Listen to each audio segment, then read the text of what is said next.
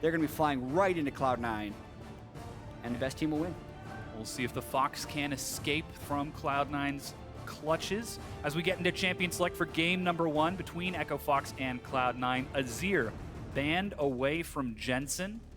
And, you know, we were talking a little bit earlier about Jensen having a little bit of trouble yesterday with this new lineup, and that's something that we saw, I believe it was in Game 2 yesterday against Immortals, where he randomly overextended, picked off a kill against Wild Turtle, but then managed to escape. So eliminating that Azir might help. Yeah, Jensen was nearly the hard carry in Game 1 against Immortals on Azir, 7-4-5 in a defeat. Definitely a formidable champion for him. And sometimes it's not like Froggen wouldn't be willing to play Azir, but they have other things in mind with their first pick. Swain was very effective for Froggen yesterday. That's why we see it banned straight away. We also have both jungle bans, so Lucian would still be available. I wonder if that's going to be their first pick. Yeah, that Vladimir is still available. It's been a little bit hit and miss, but very strong pick right now. Maokai as well. Yeah, that was Impact, who did get player of the game yesterday in their win against Immortals in Game 2 on that Maokai. Yeah, Vladimir was also banned against Echo Fox, both Phoenix 1 games, so definitely trying to pick properly here, knowing that they're going to be giving something back over to Cloud9. The conundrum they're in right now, of course, is Cloud9 was willing to first pick Rek'Sai yesterday against Reignover. That is something that is pretty valuable for them, so now we'll get to see if Jensen wants to throw an early pick on Vladimir or not, because I think the other pick is going to be Rek'Sai. Meteos, very comfortable on the champion, playing it twice yesterday. We'll see if he gets it once again as Cloud9 looking for their first picks. Coach Reaper standing behind them, previously of SK Telecom.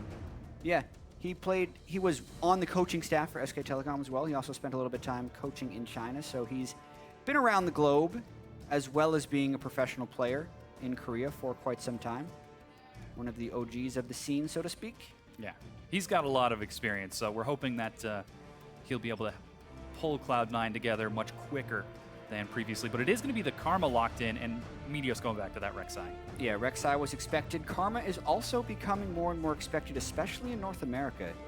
Karma hadn't been nearly as prevalently picked in other regions as it has been in NA, but makes sense as an early pick. Smoothie had some really good Karma games yesterday, even initiating, very aggressively flashing to get tethers on people.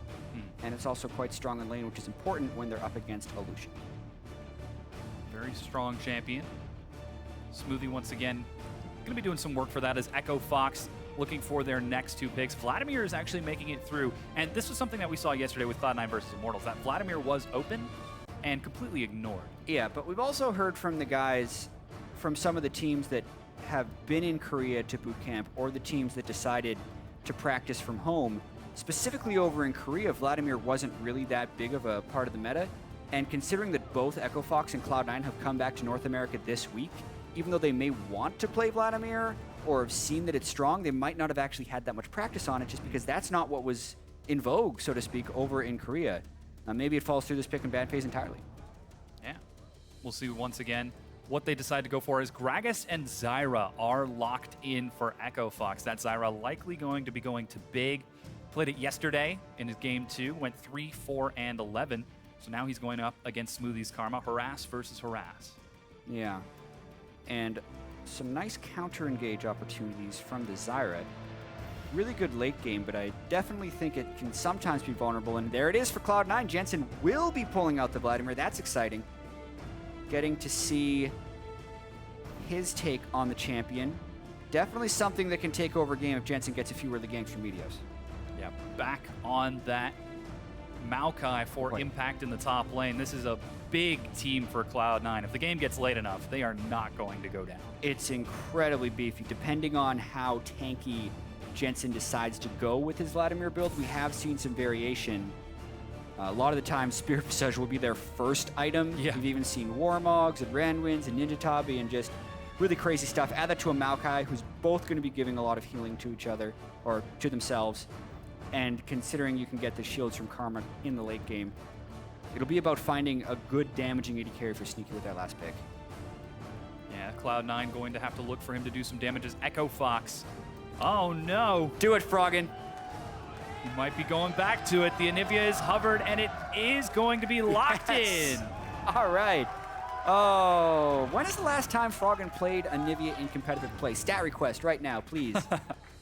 Because Anivia is very good, specifically on this patch as well.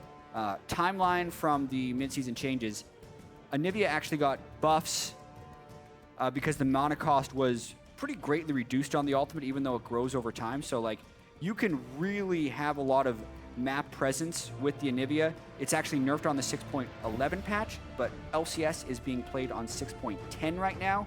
So also pretty difficult for a Vladimir to kill the Anivia early, only because, especially if Vladimir is building tank, being able to get the sustained damage when Froggen can get egged will make it much more difficult of a lane. And then I'm really excited to see KFOs carry Fiora again in the top lane. Really cool last 2 picks by EchoFox. Yeah, EchoFox looking very strong with their champions, returning to some old comfort picks, while Cloud9 looking to go for a few S-tier picks of their own. Again, this is the pace setter for EchoFox, and they're coming into it strong with some high damage, high impact champions.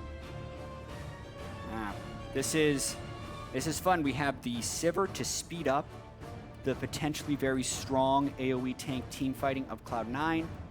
And then EchoFox, it looks like they're just playing a whole bunch of really comfortable champions in their carry roles. So exciting drafts from Cop, nice draft from Reaper as well, and I just can't wait for these 2 team compositions to smash into each other.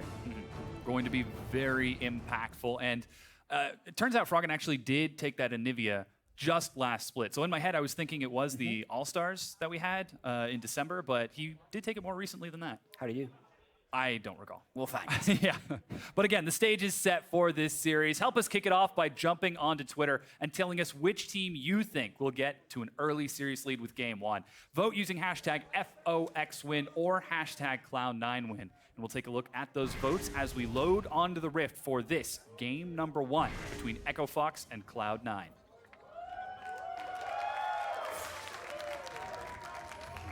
So starting items look pretty standard across the board. Corrupting Potion for KFO. Froggen flapping as fast as he can towards the mid lane. Jensen starting off with a Doran's Shield for even more regeneration on a pretty healthy champion.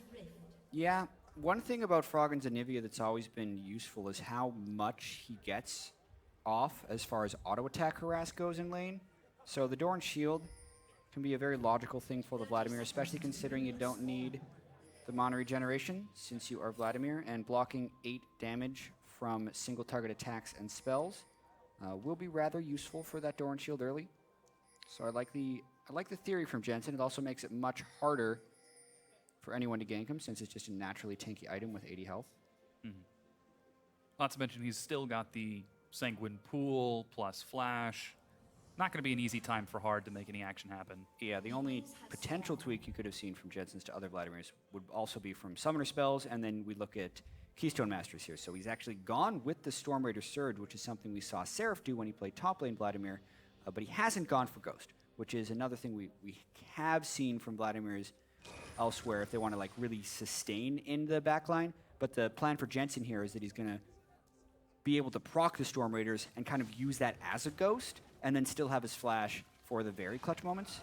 Interesting to see how that plays for him. Uh-oh, Keith is about to face check into X. Oh, no. Cloud9. Early invade, they've caught him. Lots of damage, but he holds on to his summoners. Yeah, but that's instant lost lane right there. It's not a smart path to be taking back through the lane, especially when you don't have early level 1 wards. That's just a sloppy play there by Keith and Big. And he's also not going to a safe place to recall, so Smoothie can keep nailing him with these things. And at this point, he's got to fear death a little bit. Like, Big's not strong enough to zone him out.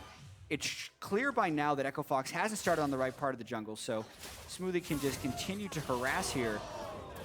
Misses that one. Power Q's got to hurt, but I mean, Sneaky's going to be getting so much free time in lane right now. It's not good for Fox's chances to take advantage of this matchup. Going 1v2 right now with this Karma, so confident. And you did mention it in Champions, like he has looked very confident on this champion and already opening up an advantage for Sneaky. Now Impact is going to find Hard with that early gank. KFO looking to catch up, try to get some damage, but Impact doesn't even hesitate, plays it safe. Yeah, just trying to wrap my head around what else happened in this lane swap right now, because it is so disastrous. Notice that's 3 waves of minions that Sneaky's been able to have.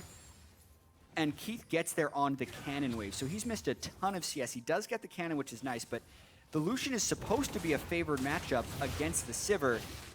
And they're giving Sneaky more than free lane at this point. Really favorable for Cloud9, just based off of the early game pathing of the Echo Fox duo lane.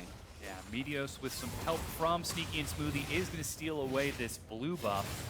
Doesn't even have to burn his smite to get it and get out of there as he continues to make sure keep Sneaky safe, keep Sneaky alive.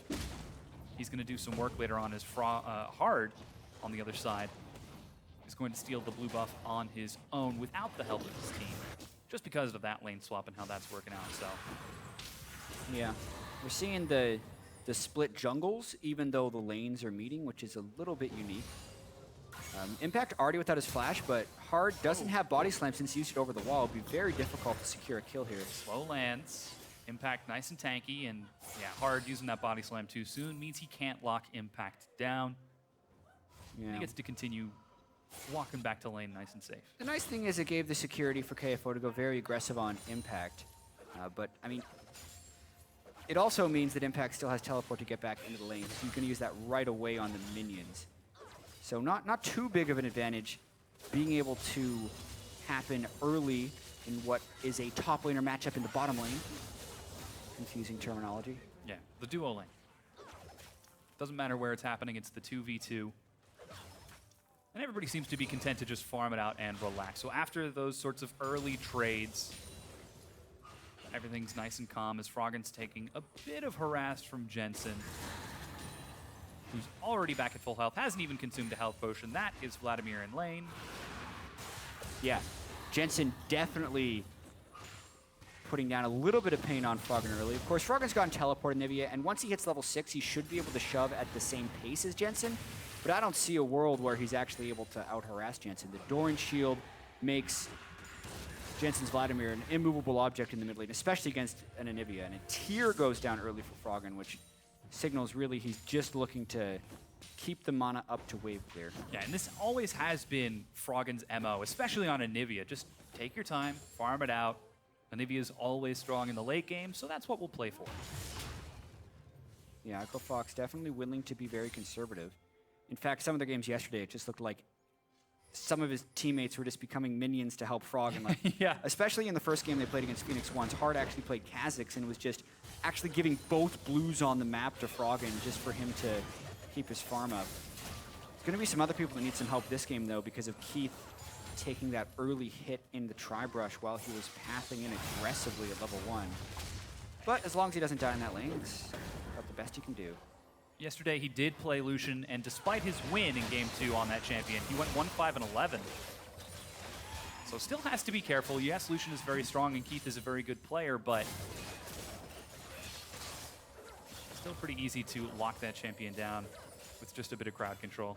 I had to hesitate there because there was some trading. Had to be sure that Keith wasn't going to look for any kills. Yep, they've got a lot of damage down with Zyra, and they're running Ignite in the lane too, which gives them a little bit more kill pressure. Be a little bit weaker in the late game, but they'll need it at least now for kill pressure as well as maybe an early attempt to kill onto Jensen. I also have to point out there was a big level discrepancy in the jungle. Meteos, when him and Hard saw each other, Meteos was 6 and Hard was only level 5. So along with the hurt that the duo lane took, Meteos also took a big advantage over Hard because of what happened at level 1. But Echo Fox is neutralizing spectacularly. The early CS lead from the mid lane is diminished, and you look at the overall gold, it's not even 500 difference. Yeah, still a very close game. Biggest difference we're seeing right now is in that jungle you were talking about, Meteos, because he's gotten so much time. Just a bit ahead as he's going for sort of a tankier build. And everyone's just taking their time playing the map out. Sneaky heads back towards the top lane with that BF sword. Keith looks to answer back with the serrated Dirk, so that is going to be the Youmuu's build out of Keith.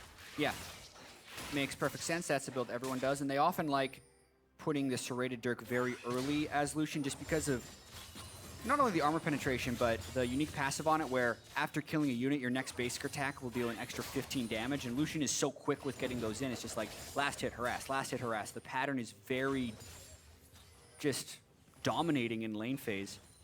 But because of the early disadvantage, they're going to be going up against Sword Sivir, which might make it that Keith can't actually push any type of advantage. Yeah, that Infernal Dragon feeling all lonely on the bottom side. The lane swap caught with the duo means nobody's going to be trading objectives. So there's no vision priority over it right now. As so far, Meteos and Hard look to be trying to keep vision on that. Whoa, Culling finds Smoothie. There we go. It's a Down lot to of damage. 200 health. There's flash and heal. Sneaky, despite low mana, is able to use on the hunt and disengage. Yeah, really nice job there by Echo Fox's dual lane to claw back in this one. We said the Lucian is favorable for this matchup, and because he was able to get so much damage with the culling, it wasn't even about the serrated Dirk being able to get her ass off. It was just straight up culling, and now junglers are actually going to collide with each other. Meteos gets to see him with Tremor Sense, and Ard gets to see him with a ward. Not sure if he saw that ward go down. It was just placed. There he goes. Gives his position up as he heads on out. And Smoothie continues to heal up in lane, so. Double harass lane, going to continue farming it up. His Impact actually looks to roam towards the mid lane. Did he? Oh, he was just spotted. Yep. Yeah, barely spotted. He potentially could have avoided that if he hugged the wall super, super tightly, but that's the power of some of those brush control pink wards you can get down. You can see Jensen had one on the other side as well, so that's kind of where they're splitting the map vision off. Sneaky and Smoothie continuing to farm it up. As Big is doing everything in his power to neutralize that early advantage. Jensen heals on the far side. There's the Rek'Sai just going back to farm. Yeah. So it is a relatively patient game after that early harass. So far, it feels like the two teams are sort of fielding it out, like, hey, we can get away with this. What can you do? Exactly. And I mean, you look at Cloud9, they're going to be waiting to get the double TP plays in, and they're also hoping for a few big items out of Jensen first. And then, I mean, it's also Froggen on Anivia. He's going to be totally fine just trying to be lane dominant for a while. Oh, Sneaky gets caught with the binding. Keith, ooh, lets him go. You know, he was thinking about it. Grasping roots can be pretty dangerous, and Echo Fox getting control of that bottom lane again. And like, if Echo Fox can keep this up, this is exactly the way they like to play. They just want to kind of win every lane and then slowly get things going. Their dual lane started off poor, but they're starting to get advantage. Froggen is keeping Jensen right at bay, despite having a small disadvantage early because of the nice Doran's shield by Jensen. And then I think over time, KFO, especially once he gets Hydra, will start defeating Impact. So a little bit's just going to be on whether or not Echo Fox can be broken from this laning pattern by C9 forcing a team fight with the Maokai and the Vladimir and all the tanky AoE they can bring. So far, looks like the major player for Cloud9 to do that. Nice stun. Ooh. It's a Vladimir. He'll just heal it. Ooh, gets over the wall as well. But yeah, the major player to make that happen, to break Echo Fox out of this sort of tranquility is Meteos. He's been invading. He's still a level up over Hard. Now going to try to push him out of that river as he's up a solid 17 CS right now of those jungle minions. Yeah. And Meteos has gone very combat heavy as well. The Chilling Smite and the Cinder Hulk upgrade right away. But speaking of a prolonged laning pattern, that's not what Echo Fox is going for, because they actually swap everyone down bottom 12 minutes into the game. If they can trade turrets, they also put themselves in a position now where they can just rush the Infernal Dragon, which I actually love. I love the fact that they switched out of the lane swap at a time where they'd be strong enough to do Dragon. Cloud9's late to it, and instead of a turret for turret, it's going to be a +1 Dragon for Echo Fox along with taking the turret. It's a great call. Very fast Infernal Drake for Echo Fox with that map play. Sneaky answers on the far side with a turret of his own in the top lane. And Echo Fox aren't done just yet. They're actually going to put pressure on the mid lane, forcing the teleport out of Jensen. Keep that alive. Meteos shows himself and Echo Fox back off. KFO still has his teleport, so we'll see if he decides to make anything happen. Yeah. Also have to note that Jensen has gone for the Proto Belt early on. It's not unheard of on Vladimir. Some of the Vladimirs over in the European LCS were doing this and actually generating some solo kills with it, but Froggen seems to really be keeping Jensen at bay with Anivia so far. Classic Anivia build for Froggen with the Tier and the Catalyst instead of just going for something like Aroa. And turning it into completely a farm lane. Jensen would then have to make a play with his Proto Belt elsewhere if he wants to. Yeah, no teleport, as he did just use it to get back in, so it'll be a while. He actually heads towards the top lane to catch up with Keith, leaving Sneaky and Smoothie in the mid lane to deal with Froggen's farming.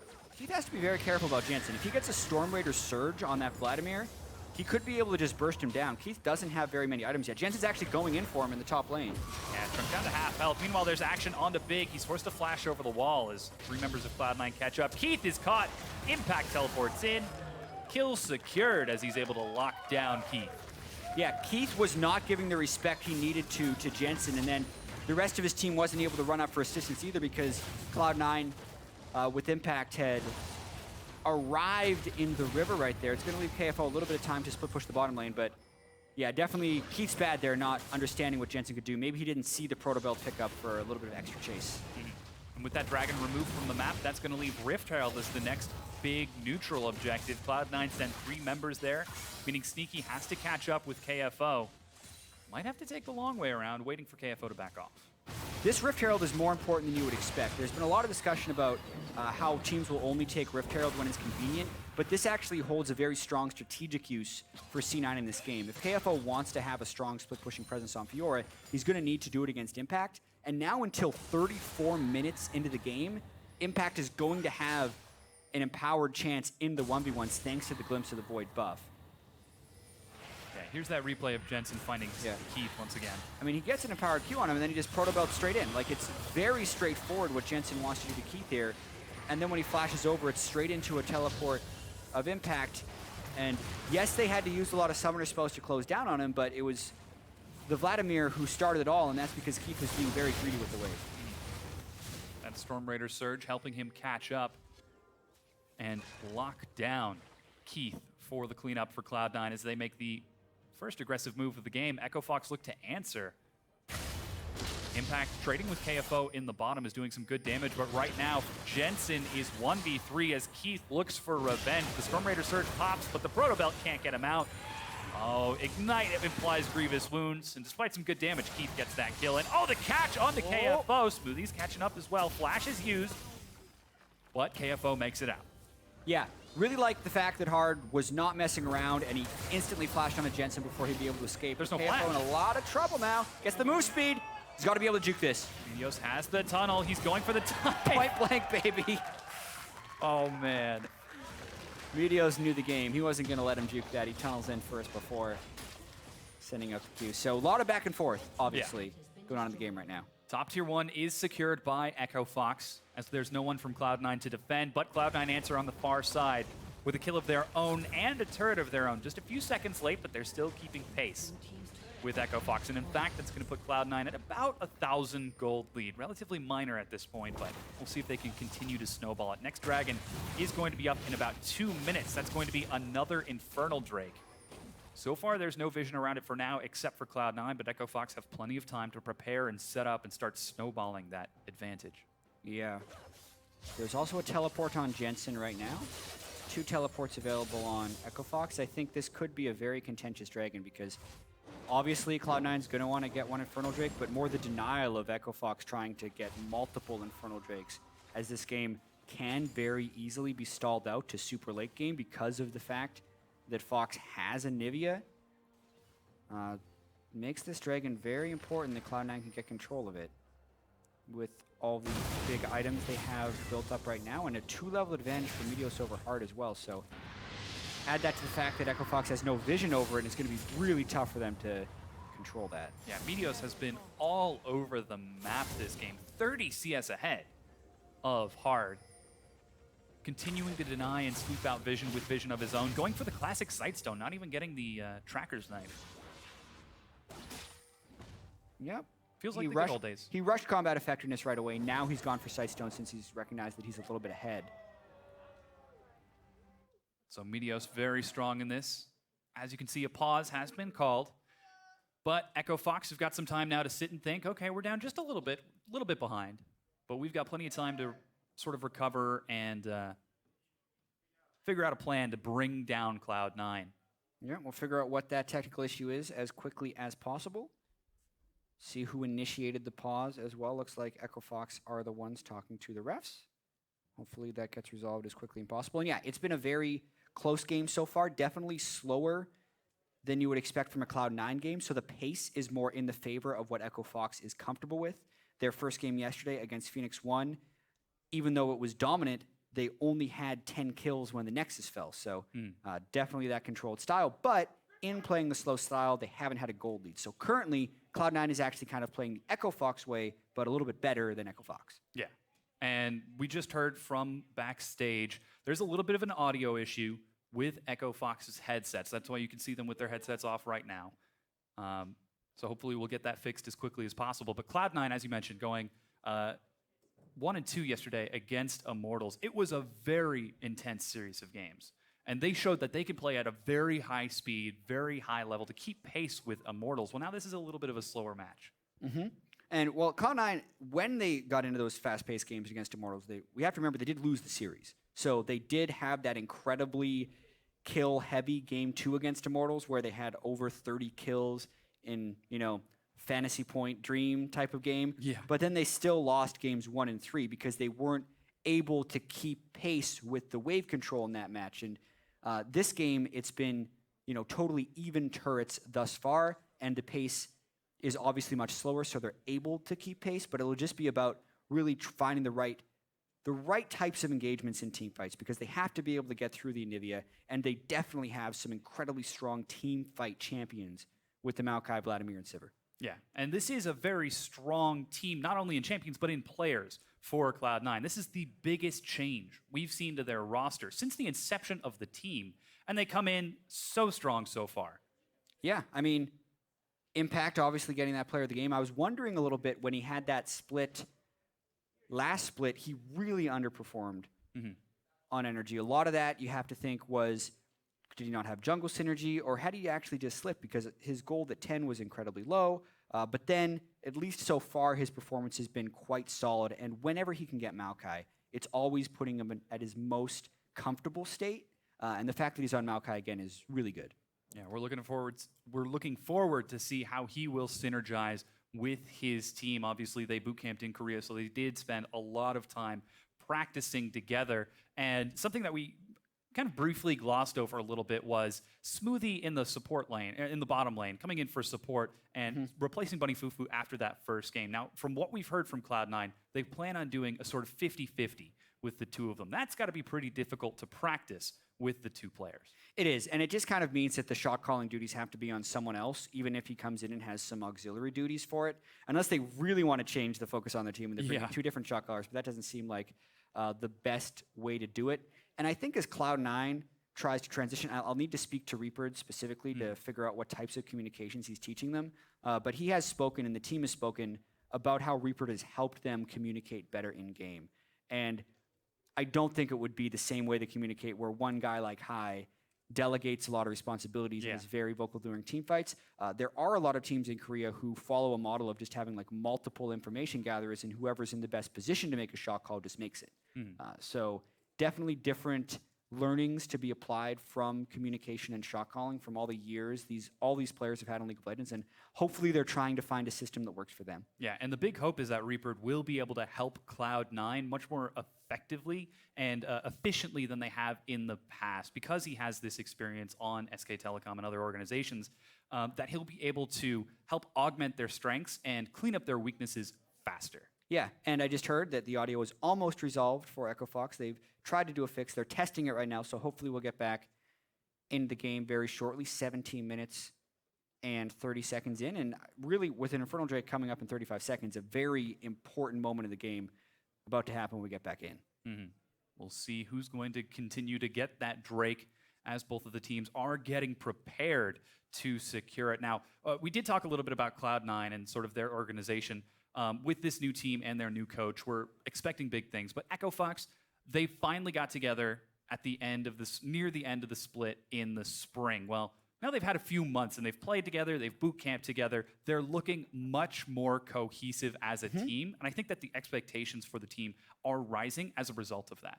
Yeah, and they definitely want to become a playoff team and have a chance of going to Worlds. Last split, if you only took the games they played with KFO and Froggen, they would have had a winning percentage to make the playoffs. And then who knows from there, because we had the 6-seed team in the playoffs, TSM, make it all the way to the finals. Like, it's really just about getting in the playoffs and finding your groove at that moment. Luckily for them, they were able to get all the way up to 7th and got the auto berth into the summer split right here because they were safe from the promotion tournament. And another thing that's actually kind of interesting about the way the games have fallen today is, so far, this is the last series that actually needs to be played. Every other series has finished. And we did say we're not doing spoilers, but I think I can avoid this without spoilers. There's a lot of 2-0 and 0-2 teams so far. And it would be really important if Echo Fox can pick up another win, because then there would be a whole host of teams that are a full 2 series behind them for Cloud9. And then on the contrary to Cloud9, same thing, because of the gap that's going to be created between what is potentially the top 5 and the bottom 5 after the first week. Yeah, the big hope is that you can get these wins early. To quote that wondrous phrase, you get these wins early on, so you don't have to worry about it later on in the split. So a lot of pressure on these teams, even this early on, because again, this is the big showing. It's week 1 of the NALCS, so getting these wins are just so important, not only for the standings, but just to feel good coming into the next split, to have that confidence coming into week 2 and thereon. Yeah, unfortunately, QC has revised their estimate, still a few minutes before we can get back from the audio fix, so apologies to everyone on stream. And yeah, I think the truncated version of what you're talking about is that every game matters. And just like last split, every game is going to matter. It feels like, you know, each win is more meaningful for these guys because they're best of 3s, but they're playing just as many best of 3s as they played best of 1s last split. So it's going to be just this massive amount of more games for these guys. And after 1 week, that's still just going to be 1/9 of your overall season. So every best of 3 matters just as much as the old best of 1s do. And it's important to get every single win because we know the standings can be incredibly close at the end of the year. Yeah, and just to let you guys know, we did just hear that because this pause is extended, we are allowing the players to talk strategy about the game. So they do have an opportunity to sort of plan ahead and look for sort of that next objective. I mean, you pointed it out just a few seconds ago. Infernal Drake is popping up in 35 seconds, so I'm sure that's going to be on everyone's mind. Yeah, it is pretty tough for these players a lot of times if you think about just you're in the mood of a game, trying to go 100%, plan out your next movements, and then as soon as a pause hits, you're just like, now I'm going to sit here in silence, and we're going to be ready for the next play. So it is good sometimes when they get to talk about strategy a little bit, but obviously you avoid that from happening so no one can do like strategic pauses and be like, oh yeah, my screen was flickering. By the way, guys, we need to regroup about this. We'll do this. So that's obviously why the rules are the way they are. But with the duration of this pause, you don't want to overly punish a team to just figure out who has like the best short-term memory so they can now talk a little bit more.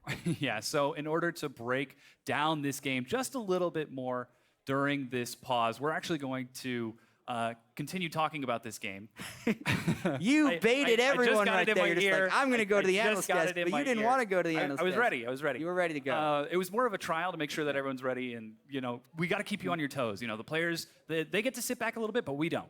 We're all prepared for this. Oh, apparently we're able to get back into the game is what I've just heard, so I don't want another false alarm here. Yeah, so we're going to go ahead and send it over to the the game is going back in. That's what he just told me. I can see it unpausing on the screen. Hey, there we go. We're going to be going in any moment now. Here we go. That's the one. Back into game. Echo Fox and Cloud9. Okay, so Infernal Drake coming up 30 seconds down to 25.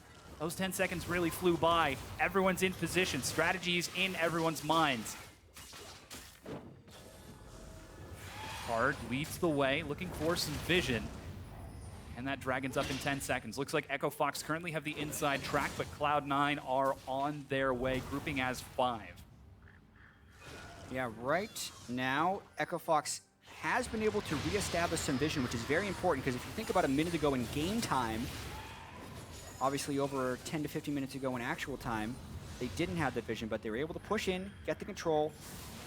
It'll be very interesting to see how well they can hold it, because KFO is thinking about going up to split push, and he was spotted on a ward actually, so that allows Cloud9 to then move in. It's really a push and pull vision battle. Meteos goes way in. Yeah, he loops around, but drops a quick tunnel to get himself out. Yeah, good work control. Froggen a little bit low on mana, which can be really harmful, and he's also using it just to clear the wave, so that actually, I think that move more than anything is going to give Cloud9 a ton of power to go for Dragon. Froggen's actually going for blue buff instead of controlling the Dragon. I would have much preferred he recalls and teleports back in. He has his teleport. Oh, bad right communication right there, and his recall is slow. Just Echo Fox dropping the ball here. Cloud9, got to be a steal. Oh, down to 50 health, but Meteos secures it. A cast from Hard is going to buy time, but he's got nowhere to go. Jensen has slain Hard. Deadly miscommunication right there for Echo Fox. Froggen thinking about doing blue, but wouldn't have even had enough mana to do it, and then recalls. Hard also tries to steal without his flash, and now we're going to see a fight because Froggen's still not there. On the Hunt is dropped. A successful disengage from Echo Fox, but Cloud9 chased them off. That leaves them with the inside track towards that mid-tier 1. Froggen's not there, but they don't have any minions for now, so that turret is going to stay standing despite the aggressive play from Cloud9, and they tie it up in Dragons, and now Froggen's able to get his blue. Yeah. At what cost did he get the blue, obviously? That's really harmful. The fact that both teams have Infernal Dragons now, I'm just waiting for the moment where Cloud9 is able to go in and brute force team fights because they have so much movement speed potential with the Sivir and the Karma, and then just such beefy tanks with basically what's going to amount to a triple front line. That's how it's going to feel because Vladimir is so hard to take down in team fights. Echo Fox is going to have to bring a lot of damage into that to have stand a chance. Yeah, in fact, it's Echo Fox who are going to find the mid lane tier 1. Sneaky has to back away. A huge wall blocks him from safety. Froggen, in fact, taking a few points in that, actually. Up to 3 in that wall of ice. Oh, wow, but Smoothie gets caught face checking and pays the price. Yeah, well, Echo Fox had gotten all of their waves pushing at the same time, which is allowing them to keep up a fair bit of pressure right now, and Jensen is also kind of caught between where he would want to go, and now everyone on Echo Fox is collapsing down, so they're going to look for what looks like a 5-man push on this mid turret. Yeah, blue buff on Froggen now paying off. They're chunking it down to half. Meteos is in position. Looks like he settles on Hard for the knockup. Grasping Roots tries to keep Impact out of the fight. Keep that half health. Gonna have to try healing off Doran's blade, but yeah.